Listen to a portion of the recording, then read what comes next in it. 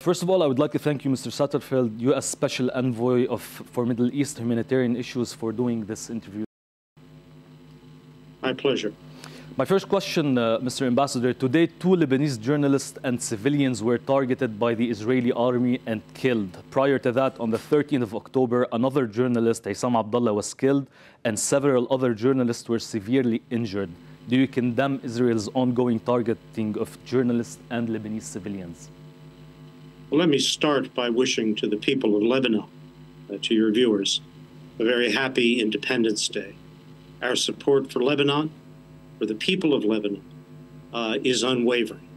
We want to see Lebanon live in peace and prosperity, and all of our efforts remain directed, as they have been in the past, towards that goal. With respect to what has happened on the border, we certainly regret the loss of any life. We're particularly sensitive to journalists being targeted. Journalists around the world, not just in this conflict, perform an invaluable service, and it's a service that needs to be regarded with respect and protected. But I have to note, we do not believe that the continuation of provocative attacks from Lebanon, reaching deeper and deeper into Israel, striking at areas which are civilian, not military in their character, in any way serve the interests of the people of Lebanon. They need to be stopped. There is no necessary escalation here. There is no intent, I think, to see a war. But if these attacks out of Lebanon do not cease, then the risks of a miscalculation, a mistake, progressively rise. And that's not in the interests of the peoples of Israel or of Lebanon. But I would like to stress on the question that I've asked. These journalists have been killed by an Israeli attack. You did not answer my question, Mr. Satterfield. We regret profoundly. We all regret profoundly, Mr. Satterfield, but these journalists were killed and targeted, and prior to that, on the 13th of October, a Reuters journalist was killed by an Israeli shell. The attacks across the border did not begin with Israel. They were calculated by Hezbollah. They continue to be calculated by Hezbollah. Israel has every right to respond and to defend itself. If there were no Hezbollah attacks, then there would be no Israeli responses. Okay, moving to your primary mission, Mr. Satterfield, since your appointment as Special Envoy, can you share with us, please, what kind of assistance has been provided to Gaza and the besieged Palestinians inside the Strip? Starting with the commencement from zero of humanitarian assistance moving into Gaza on October 21, the international community, the UN, acting primarily through UNRWA, the World Food Program, and the ICRC, has been able to distribute now over 1,200 truckloads of goods to the people of Gaza. Water services in the south and center of Gaza, which were cut off completely, desalination plants out of fuel, pipelines from Israel closed. Those have been resumed. We arranged for the movement of fuel from within Gaza to critical humanitarian functions, hospitals, bakeries, water pumps, wells, as well as the desalination facilities in the south. And we have now arranged for fuel to be moved, new fuel, from Egypt into Gaza to replenish that. Now, these are small steps. Much, much more needs to be done. But it is starting from a point of zero. We believe this effort needs to be continued, needs to be expanded, needs to be supported by the international community. And we welcome the role that Egypt has played in all of this. It's been critical, as well as the role played by the UN and its agencies. Is there an amount or a number that you can share with us on the assistance that's going to be provided by the United States to the Gaza Strip? The United States has requested from the Congress $100 million in assistance for humanitarian purposes in Gaza primarily. That money remains part of the ongoing political process in Washington. It has not yet been approved, but the administration strongly supports it. But in the meantime, we have been mobilizing assistance to flow into El Arish. A significant amount came last week. More will be expected in the days to come. Despite the significant amount, and I'm quoting UN officials, every assistance that has been able to overpass the Israeli obstacles is still not enough, according to UN officials, and it's barely meeting the minimum needed.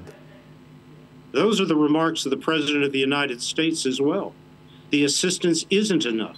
Much more does need to be done, and we're committed to see it done. We have been working as actively as we can with all of our partners in the region, as well as within the United Nations and the NGO community, to see much more assistance moving in a predictable, reliable fashion. It isn't enough, I'll repeat that point, but we want to see it become more. We are convinced with global support, we have the structures in place now to see that happen. Is it not enough because Israel is putting obstacles to the entrance of such assistance and aid? And when you talk about partners, who do you mean exactly? The international community, Israel, which has facilitated a dramatic increase in inspection procedures from what they were only a few weeks ago, the government of Egypt, all have to cooperate together in an efficient fashion to make the movement go. And no, it is not Israeli blocks on assistance which have provided this. It is the need for the international community to respond to the UN's global appeal in a much more active fashion, sufficient fashion. It is for Egypt to do the utmost that it can through the Egyptian Red Crescent to efficiently move trucks, for Israel to inspect them, and for them to be then moved once in Gaza by the UN, by UNRWA, World Food Program, and ICRC to their destinations. All have to work well. We have been working to make that mechanism a success. I think we have it now, and that we will see a significant increase beyond current levels taking place over the days and weeks to come. Okay, excuse me, Mr. Safdie, let me touch on some of the points that you made. It's either, by what you said, it's either the international actors are not doing the enough effort to facilitate the aid and entering the aid, or there's someone blocking it, or a party blocking it, which you might not be willing to name. Well, you can imply whatever you wish. I'm not implying, sir. I'm stressing on the points that you have mentioned. You asked me for facts. No one is blocking assistance coming in. It is a complex matter involving multiple parties, agencies, international as well as regional, all to work together to make of this a success. That's been my focus. That's been our collective focus as the United States. The President, the White House and NSC, Secretary Blinken, have all been dedicated to trying to get as much aid in as urgently as possible to meet the needs of the people of Gaza as best we can. It has not been enough. We've said that. But we're working to do more and ever more to meet those needs. Okay, last question on that matter. I couldn't help myself but noticing the number that you have mentioned. You spoke about $100 million in assistance, which is not yet secured, to say the least. When anyone listens to the amount of this assistance that is targeted towards helping the Gazans and the Palestinians in Gaza, and at the same time, when they hear the number that the U.S. President and the Congress has signed off, which is an assistance of $14 billion to Israel, I mean, one would suggest this inequality in assistance. You can't compare the two. The 100 million as part of a global campaign of 1.2 billion is a significant amount. Even 1.2 billion is still very minimal compared to the other number. The other number is the defense needed by Israel to end the threat posed by the butchers operating out of Gaza, who terrified the people of Israel, massacred the greatest number of Jewish citizens since the Holocaust, then fled back into their tunnels. They have stated that they will do this again and again and again. They must be stopped. The United States will do all in its power to provide support for Israel in ensuring this does not happen again. Okay, since you have mentioned power, Mr. Satterfield, in a previous statement you said, and specifically talking about the briefing that you gave to journalists a couple of weeks ago, you said, we have made clear that we believe Israel has the responsibility to its own people to end the threat posed by Hamas. We are standing strongly with Israel as it works to achieve that goal. But we've been equally clear from the White House, from the department, campaign, from every individual who speaks for the U.S. government, that how the campaign is conducted matters, and it must be conducted in a way that minimizes to the maximum extent possible civilian casualties. My question, Mr. Satterfield, is that despite this clarity, more than 13,000 civilians have been killed. A third of them are children, and 100 UN workers have been killed. The UN Secretary General described Gaza as a graveyard for children, and 2/3 of hospitals in the Strip are now out of service. It's the power that has been provided by the US that caused all of this, is it not? It is the brutal massacre committed by a terrorist gang against Israelis that began this conflict. And it is a threat that the world should not accept. I understand this point, Mr. Satterfield, but are you suggesting that Hamas, which you had just described with your own words, is responsible for the death of 13,000 civilians and a third of them are children? And are you holding them accountable or accusing them that they killed the 100 workers? I'll make 2 points. First, yes, Hamas, which for the past 17 years has built its own network in, around, and under civilians, for whose welfare it cares not a bit, as shields. They have brought onto themselves and to the civilians they claim to be responsible for the suffering that is now apparent in Gaza. But Israel has a responsibility as well.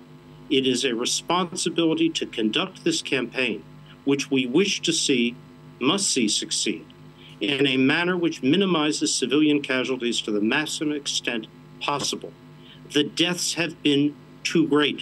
Too many civilians have suffered. And everything needs to be done that is possible to minimize those casualties and threats to civilian infrastructure. But let us not forget, Hamas calculated over the past decade plus on exactly these kinds of images being generated in the hopes that they would stop any meaningful campaign, to end their ability to dictate to the people of Gaza what their future must be, and to threaten the people of Israel. Excuse me, sir, are you suggesting that the images coming out from Gaza are manufactured or are not right? No, I'm not suggesting that in the least, but that Hamas knew these kinds of images would generate international pressure for Israel to halt its campaign. It is their use of civilians as shields that has been an integral part of their policy for many, many years. It has to stop. It doesn't justify any unnecessary deaths, but it is very much part of Hamas's strategy. They do not care for the welfare of the people of Gaza. They care for their ideological and for their political ambitions. And I'll make a comment here, if I may. Please do. It's not one country in the greater Middle East. There is not one state which attended the Riyadh Extraordinary Arab League and OIC Summit, not one, that would not, if its own citizens were subject to this type of terrorist attack that Israel was on October 7th, would not respond in any way within their power to eradicate that threat once and for all. Even if the price for eradicating this threat was thousands and thousands of civilians and children? Is this a price worth eliminating this threat, Mr. Satterfield? Not one state would allow its citizens to be subject to a repeat of this kind of massacre. A repeat which Hamas, I have to remind, has publicly declared it will do again and again and again unless stopped. It has to be done, but it has to be done in a manner which preserves innocent life to the maximum extent possible, given the extraordinarily difficult circumstances of this campaign. Okay. Excuse me, Mr. Satterfield, but despite your clarity, which was mentioned in the previous statement, if there wasn't any clarity from the United States, the number would be much higher. Again, I would ask you, what is the price that Israel and the United States, which is backing the Israeli offensive, would tolerate in order to eradicate what you consider to be a threat? 100,000, 200,000? I'm not going to comment on a remark like that. I will simply say this threat, this vicious terrorist group, must not have the ability to do what it did on October 7th ever again. And that would be the position of any government that had gone through the brutal massacre that Israel did on the 7th of October. No matter what was the price? This threat must be eliminated. I'll take that as a yes, Mr. Satterfield. Moving to the next question, please.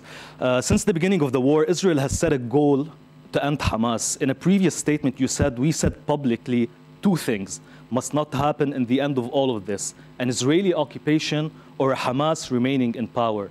In an op-ed 2 days ago in the Jerusalem Post, published two days ago, Israeli intelligence minister Gila Gamilel, I don't know if I pronounced the name correctly, wrote, there is another option, which is to promote the voluntary resettlement of Palestinians in Gaza for humanitarian reasons outside of the Strip.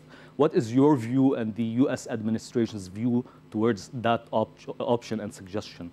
We have been explicit at the level of the President, the Secretary of State, that we do not support any displacement or expulsion of Palestinians from Gaza. We don't support it to Egypt. We don't support it to any other country. The future of the people of Gaza lies in Gaza, not elsewhere. Okay, when the first Israeli war started, or the offensive has started, there was a request for Palestinians in northern Gaza to evacuate the north and move to the south, claiming that Hamas' stronghold is in the north. Days ago, the Israeli military has announced that it has extended its campaign to the south. My question is to you, Mr. Satterfield, if they were evacuated from the north to the south, and now the south is a scene of operation for the Israelis, where do they go? Those people who have moved to the south must be allowed to return to their homes in the north of Gaza as soon as possible. We support absolutely the right of individuals to go back to their homes. There is no permanent internal displacement within Gaza. There should be no external displacement of Gaza. We are working with the government of Israel, with the Israeli military, on what the planning is for South Gaza.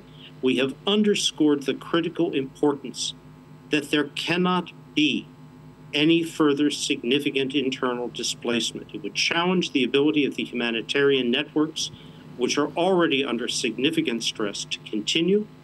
We want to see Israel succeed in its campaign, but we also wish to see the people of Gaza, concentrated, as you note, now in the south, able to receive the basic services they require, and to repeat, able to go back to their homes in the north.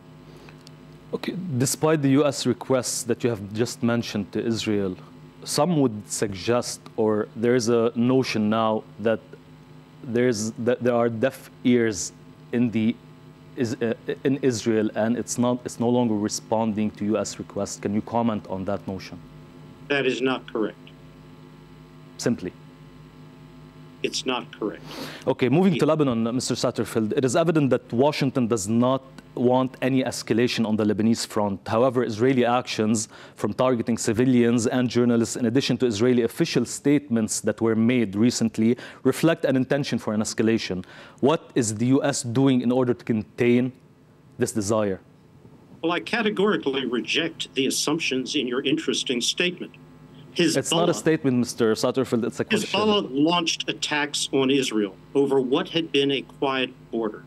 Those Hezbollah attacks have continued.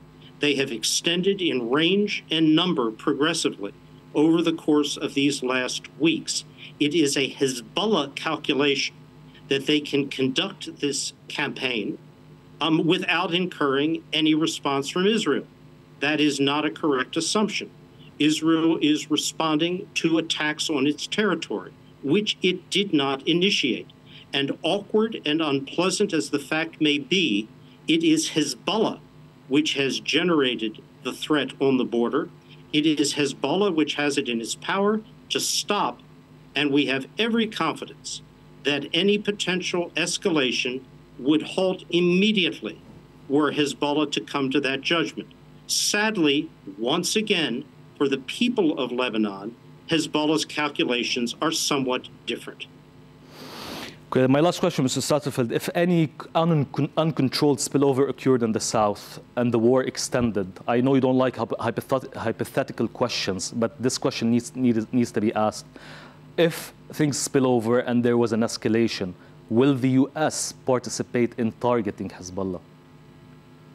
It is a hypothetical, and as you correctly assume, one I will not comment upon except to note, we don't believe that there is any necessary escalation that will take place so long as Hezbollah does not continue to provoke in ever-expanding fashion targets in Israel which require an Israeli response.